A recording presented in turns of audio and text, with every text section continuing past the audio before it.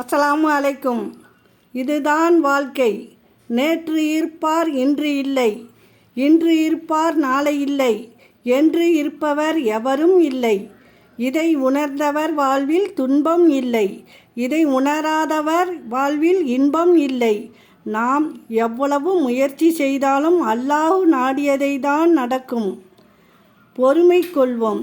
இறைவன் கொடுப்பதை யாராலும் தடுக்க முடியாது, இறைவன் தடுப்பதை யாராலும் கொடுக்க முடியாது.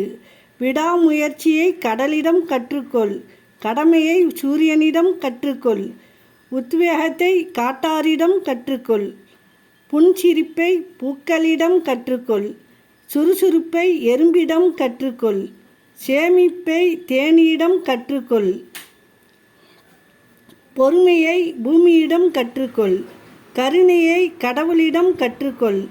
பழுத்த பழமாக இருந்தாலும் மிளகாய் இனிப்பதில்லை, பச்சை நிறத்தில் காய்கள் என்றாலும் கொய்யா கசப்பதில்லை.